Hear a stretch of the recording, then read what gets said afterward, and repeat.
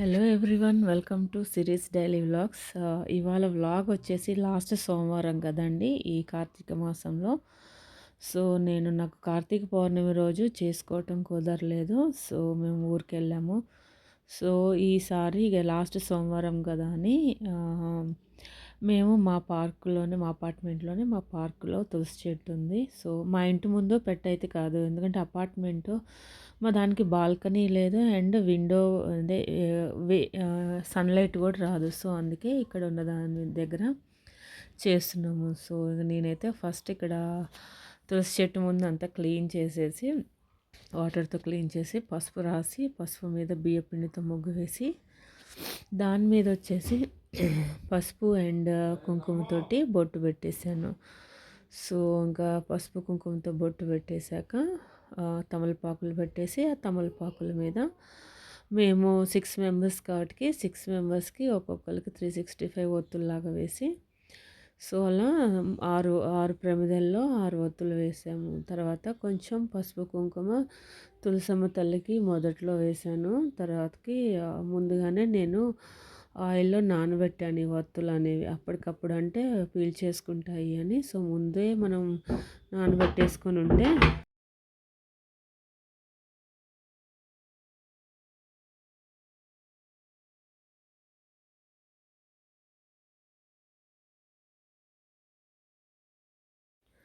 So ఇంకా అలా 6 ప్రమిదల్లో 6 ఒత్తులు వేసి దాని చుట్టూ పూలు పెట్టేశాను. సో ప్రసాదంగా వడపప్పు ఆల్రెడీ చేశాను, దానికి ఇంకా 2 అరటిపండ్లు అవి ఇచ్చేసాను.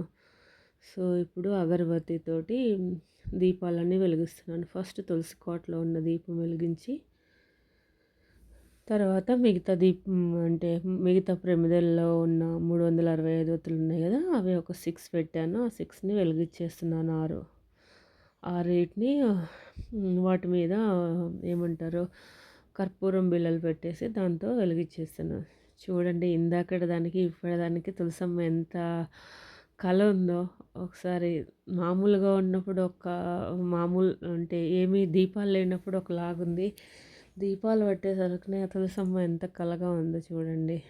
ఎంతైనా లక్ష్మీ కళ అనేది మనం దీపాలు నిండుగా పసుపు కుంకుమ గాజులు ఇలా ఉన్న వాటితోటే నిండుగా కనిపిస్తాయి ఎప్పుడైనా. సో అలా దీపాలు వెలిగించేసి దేవుడికి చూపించేసాను, అదే తులసమ్మకి చూపించాను. తర్వాత ధూపం వేస్తున్నాను అమ్మకి, తులసమ్మ తల్లికి. ఇంకా అగరబత్తి కూడా వెలిగించేసి అక్కడ పెట్టేశాను, అమ్మకి చూపించి ఇప్పుడు ధూపం చూపిస్తున్నాను.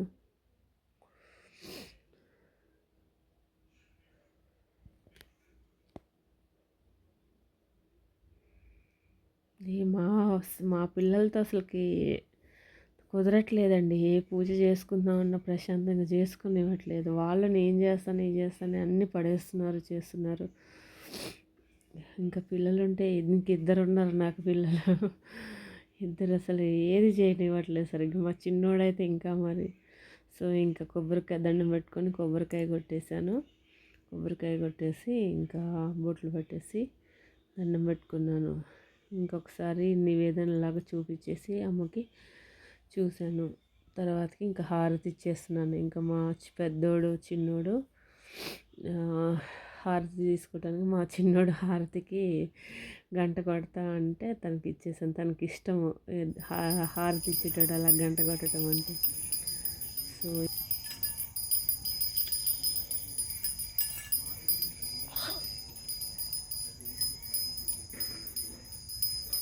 ఇలా దీపారాధన చూపించేసి హారతి చేశాను కదా, హారతి చేశాక ఇంక ఇలా ఉందండి చూడటానికి. నాకైతే చాలా ప్రశాంతంగా, చాలా కళగా నిండుగా అనిపించింది. ఆ తులసమ్మ వారిని అలా ప్రమిదలతో చూస్తూ, చుట్టూ పూలు, అది మొత్తం అది చూడటానికి ఒకలాంటి ఏమంటారు, పీస్ఫుల్గా అనిపించింది అది చూడంగానే. మనసుకి ఆహ్లాదకరంగా అంటారు కదా, సో ఆ ఫీలింగ్ అయితే నాకు వచ్చింది.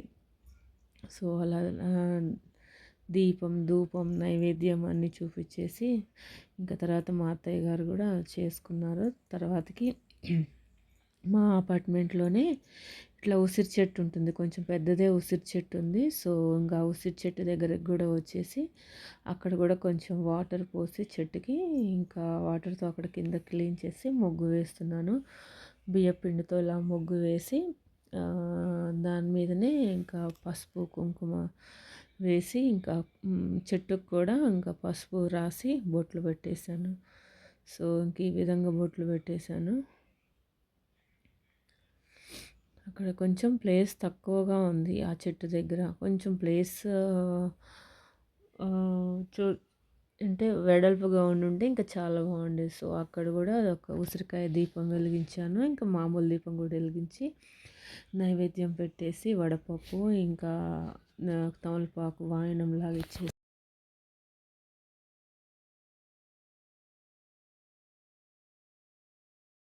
హారతి ఇచ్చేశాను.